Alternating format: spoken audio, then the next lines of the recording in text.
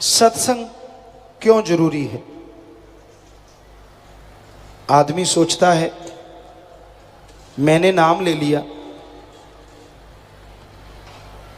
या ये सोचता है घर में सब कुछ अच्छा है, बाल बच्चे, परिवार, रुपया, पैसा सब कुछ तो है, मैंने क्या करना है नाम लेके, मैंने क्या करना है सत्संग सुन के।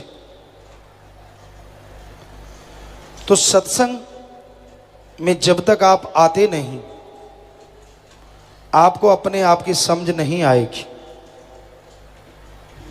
आप कौन हैं, कहां से आए हैं, किस लिए आए हैं। आप अल्लाह वाहिगुरु मालिक की औलाद हैं।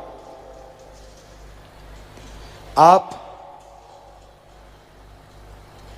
जन्मों जन्मों के चक्कर में उलझी हुई जीवात्माएं हैं और आप ईश्वर का नाम जप के फिर से ईश्वर को पा सकते हैं। ईश्वर को पाने से क्या होगा? ईश्वर को पाने से आपके जन्मों जन्मों के संचित कर्म कटेंगे। उदाहरण के तौर पे कोई पहाड़ जैसा कर्म आने वाला है, कोई रोग लगने वाला है, कोई घाटा पड़ने वाला है, आप बहुत समय के लिए चारपाई पे पड़ने वाले हैं, और अगर आप ईश्वर के नाम से जुड़े हैं, ईश्वर का नाम जपें, तो आपके जन्मों जन्मों की मैल उतर जाएगी। आप रोगों से मुक्त हो जाएंगे। वो रोग 6 महीने साल जो आपको चारपाई पे लेटाते, वो रोग जिन पे आपका लाखों खर्च हो जाता, सिर्फ ईश्वर की भक्ति, अल्लाह वाहिगुरु राम की भक्ति से वो कट जाएंगे। लाखों रुपए बच गए, शरीर सही सलामत। क्या इससे बड़ा कोई लाभ का सौदा हो सकता है? और सत्संग पे कोई पैसा नहीं लेते संत। सत्संग का पैसा लेते हो कि राम नाम तब देंगे अगर इतना पैसा चढ़ाओगे, मालिक फिर रहमत करेगा अगर इतना पैसा चढ़ाओगे। संत ऐसा नहीं कहते, ना ही संत लेते हैं। वो तो कहते हैं अल्लाह वाहिगुरु मालिक की भक्ति इबादत करो, आपके रोग कटेंगे, आत्मविश्वास आएगा, सफलता की सीढ़ियां आप चढ़ते चले जाएंगे। वो परमानंद मिलेगा जिसकी आपने कभी कल्पना नहीं की होगी। वो लज्जत खुशियां मिलेंगी जिनको पाके आपकी जीवन में बहार आ जाएगी, पतझड़ कभी नहीं आएगी।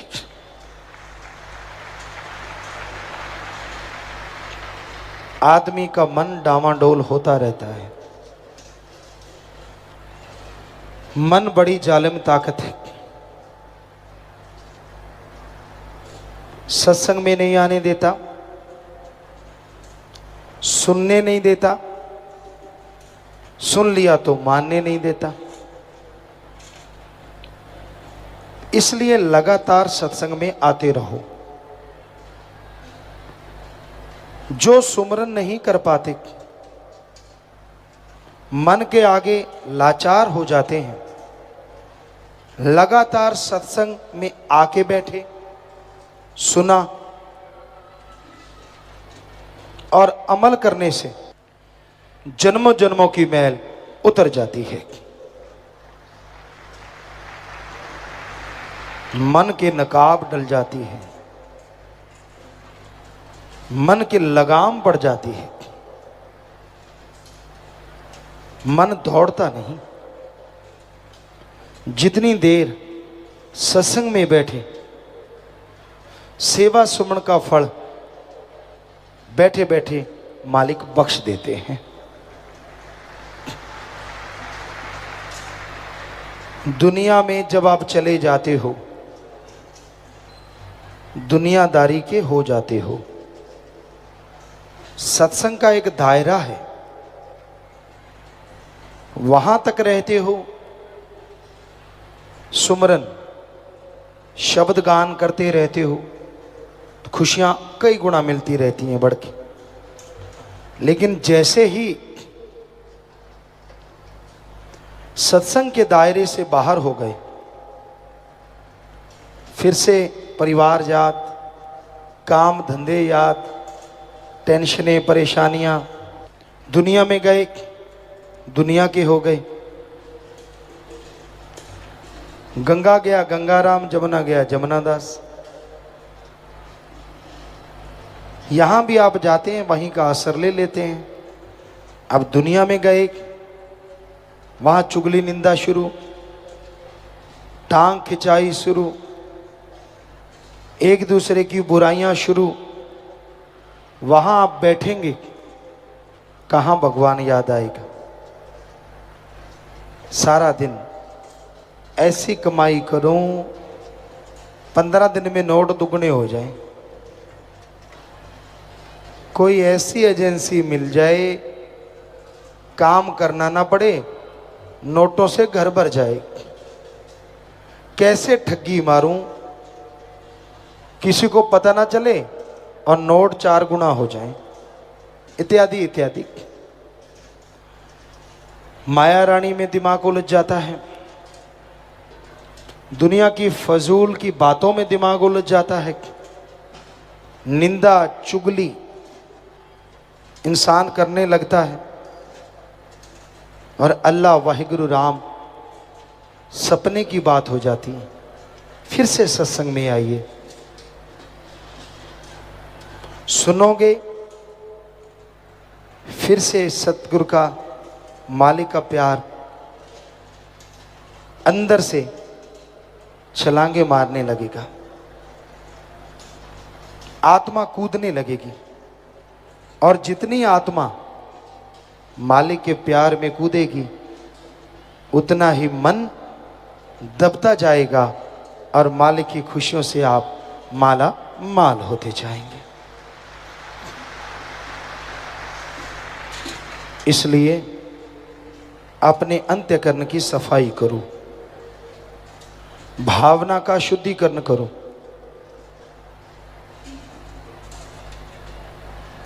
जिनकी नीयत साफ होती है, उसी को फल ज्यादा मिलता है। पेड़ में झुकने की काबिलियत जितनी ज्यादा होती है, छाया उतनी ही ठंडी ज्यादा होती है, फल उतना ही ज्यादा लगता है। अब खजूर का पेड़ झुकना नहीं जानता। पुराने टाइम में जो नस्ल होती थी, सीधा रहता है, तना हुआ रहता है, फल भी थोड़ा ही लगता है। तो ऊंचा भया तो क्या भया, जैसा पेड़ खजूर, पंथी को छाया नहीं, फल ला गए अति दूर। सो जो झुक जाते हैं, अब बेरी के पौधे को ले लो, बेरी में जब बेर आते हैं, इतना झुक जाता है, इतना झुक जाता है कि आसानी से लोग उसका फल खा लेते हैं। फिर जब फल खत्म हो जाता है, इतना ऊंचा नहीं जाता कि छाया ना हो, उसकी छाया भी बड़ी ठंडी होती है, वो झुका ही रहता है, उसकी नीयत साफ हो गई। ऐसे ही भगवान जब आपको खुशियां दे दें तो झुके रहो, दीनता नम्रता रखो, ताकि जब खुशियां ना मिलें, आपके पाप कर्म कटने हो, तो मालिक आपको पहाड़ से कंकर जैसी चुभन भी महसूस ना होने दे पहाड़ जैसे कर्म की।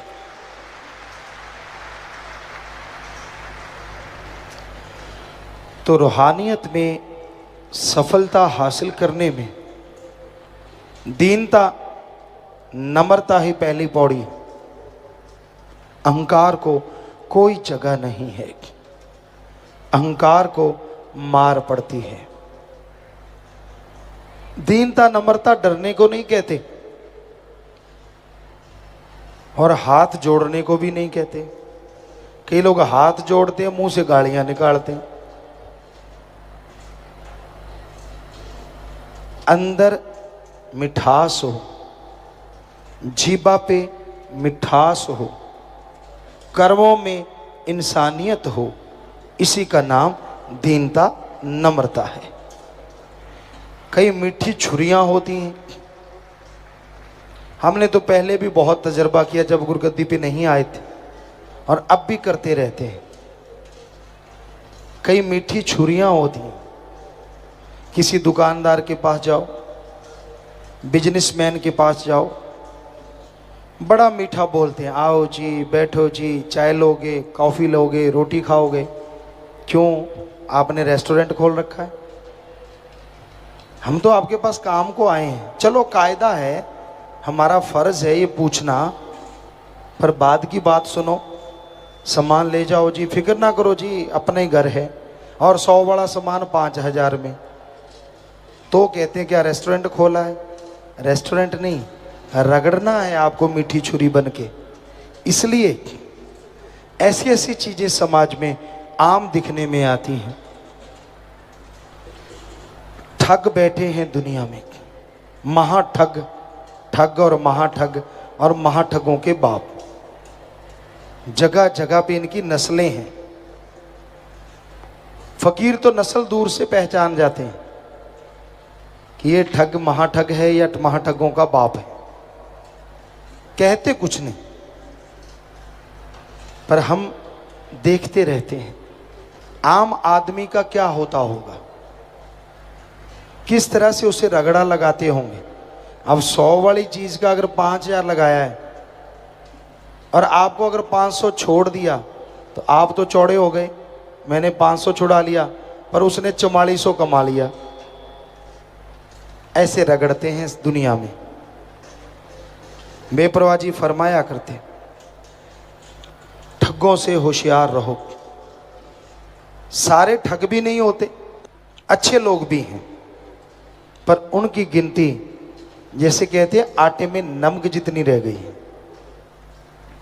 माता बहनें जानती हैं, नमकीन अगर फुल्का बनाना हो,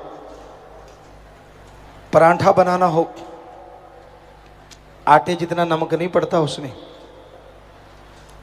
चुटकी 2 चुटकी नमक डालो, पूरी रोटी नमकीन हो जाती है।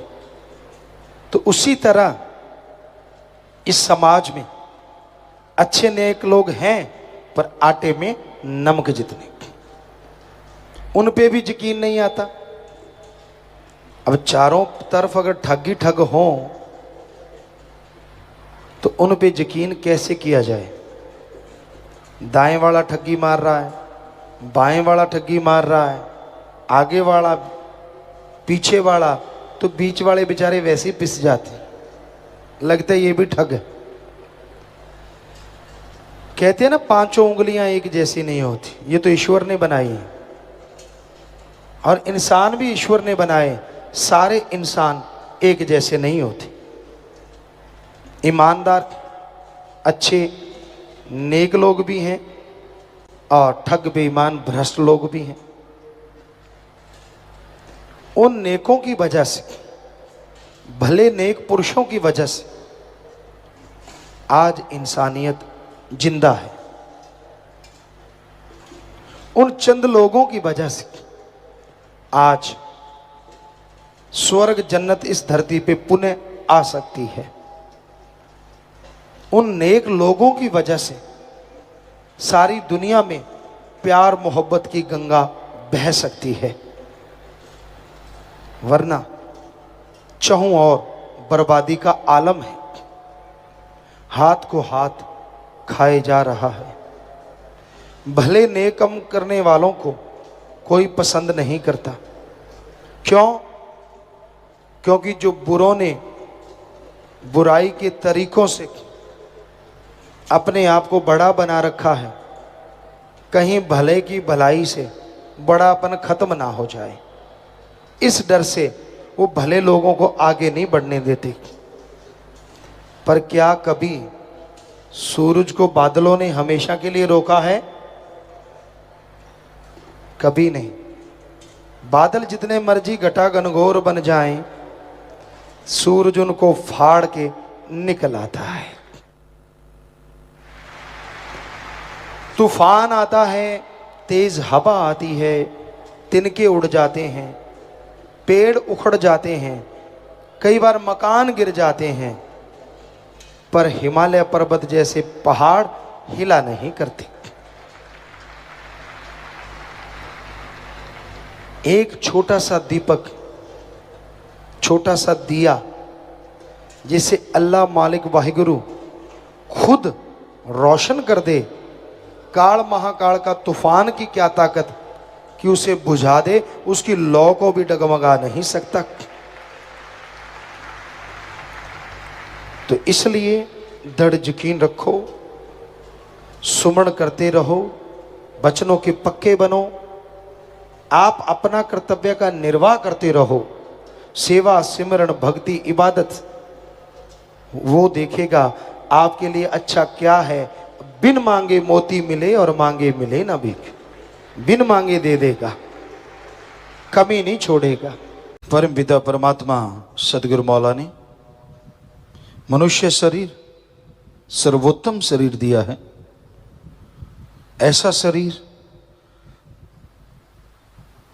जिसका बराबरी, जिसकी तुलना किसी और से नहीं की जा सकती।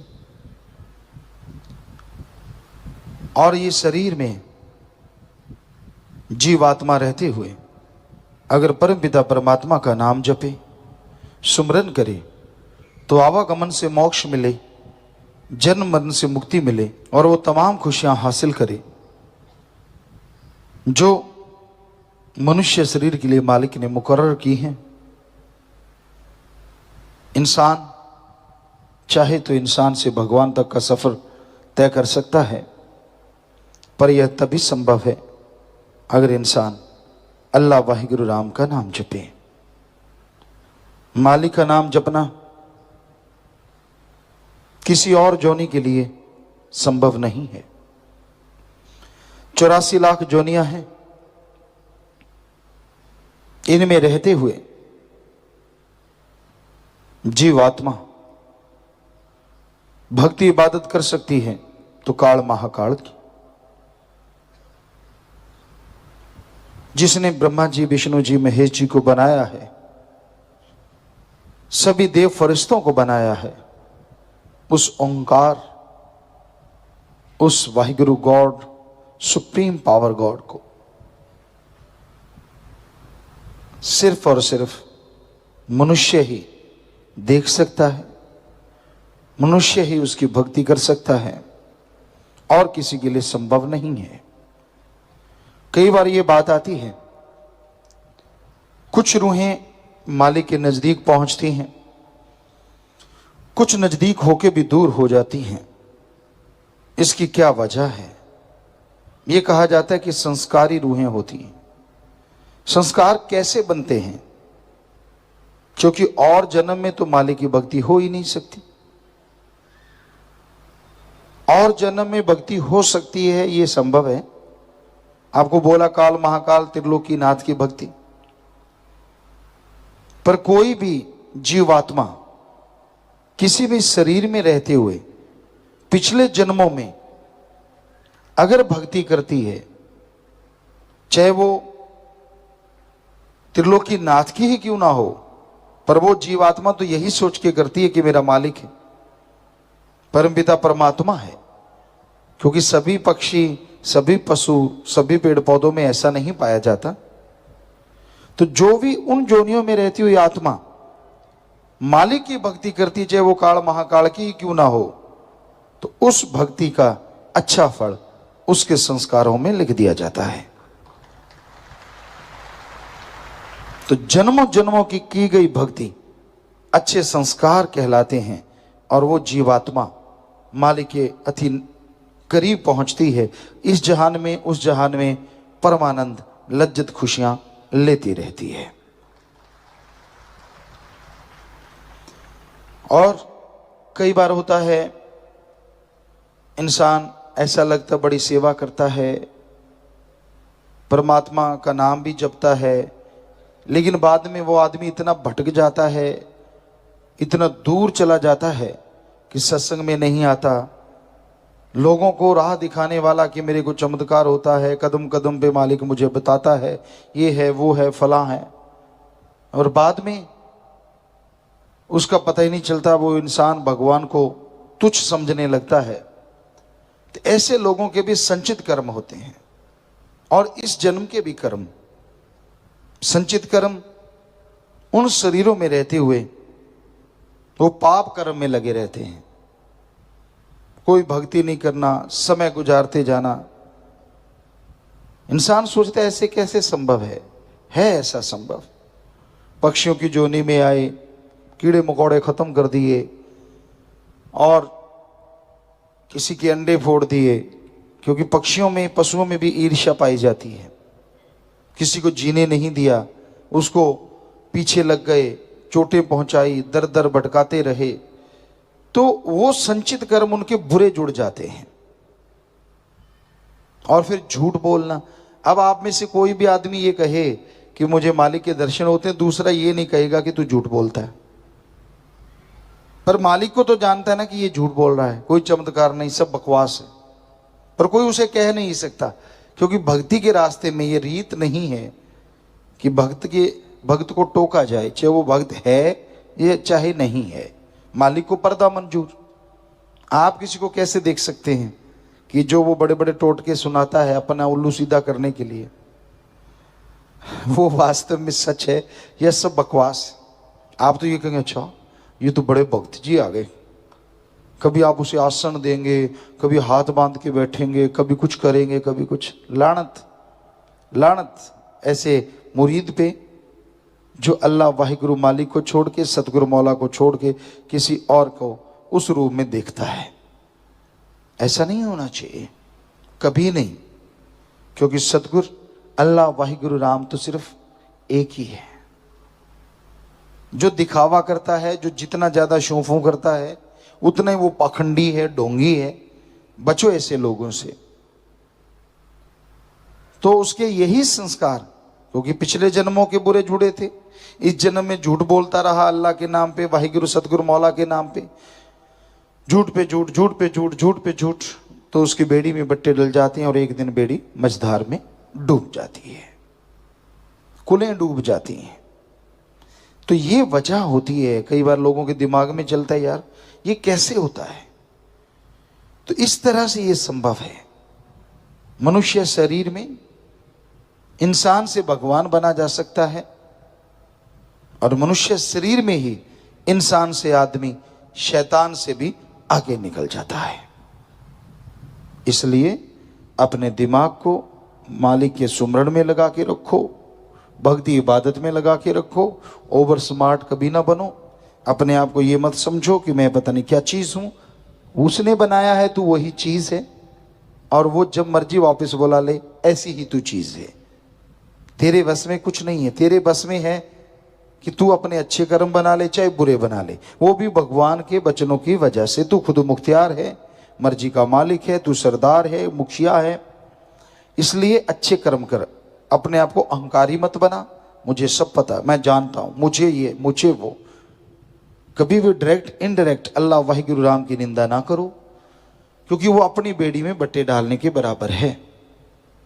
उपमा करो मालिक की, उसकी भक्ति की, सतगुरु अल्लाह वाहिगुरु राम की, क्योंकि उसकी उपमा जो वाहिगुरु की उस्तत करते हैं, मालिक उन्हें अंदर बाहर कोई कमी नहीं छोड़ते। इसलिए उस ओम, उस राम, अल्लाह वाहिगुरु ईश्वर की हमेशा भक्ति करो, इबादत करो, सुमरन करो, भला मांगो सबका, कभी अपने आप को मन के हाथों मजबूर ना करो। मन भक्ति मार्ग पे चलने वो गए बन जा सोना, अभी मौका होता उसी टाइम कोई ना कोई पेचा चला देता है।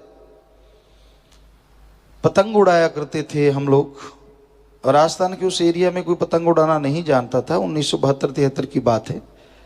तो हम पंजाब में आए, देखा लोग पतंग उड़ा रहे हैं, एक दो को बनाते देखा, मालिक ने रहमत की, हमने भी जाके वहाँ पतंग बनाए। सारा गांव इकट्ठा हो गया, ये क्या बन रहा है, और उसे उड़ाया गया। तो फिर तो गांव में पूरा शोर मचा कि ये क्या चीज़ है जो उड़ रही है। तो कहने का, और फिर उसमें बच्चे उड़ाना सीख गए, फिर पेचा डालते, एक दूसरे का पतंग कट जाता। तो वैसे ही मन ऐसी जालिम ताकत है, जब आप रूहानियत के रास्ते पे स्मूथ जा रहे हैं, लग रहा है कि आप मालिक की खुशियां ले लेंगे, बीच में ऐसी कोई ना कोई बल डालेगा, ऐसा पेचा डालेगा, आपकी पतंग कटती तो नहीं क्योंकि सतगुरु मौला का हाथ है, पर डिकडोले बहुत खाती है। तो इसलिए मन का पता ही नहीं किस रूप में प्रकट हो जाए, कोई पता नहीं किस रूप में आपको गिराना शुरू कर दे। तू तो है ही ऐसा, तू नहीं आगे जा सकता, तू तो बेकार, तू तो फला, तूने ये किया, तूने वो किया। जिसका सतगुरु मौला यार हो, जब यारी अल्लाह वाहिगुरु राम से लगाई है, तो इन बातों के चक्कर में पड़ना ही क्यों कि ठीक है मैंने उसको सौंप दिया, मालिक तू जाने, तेरा काम जाने, अच्छे कर्म करूंगा, भक्ति करूंगा, सेवा करूंगा, तू रहमत करना। बस अपने आप वो रास्ते पे लेके जाएगा, जीते जी खुशियां दिलवा देगा और मरणोपरांत संभाल जरूर करेगा जी।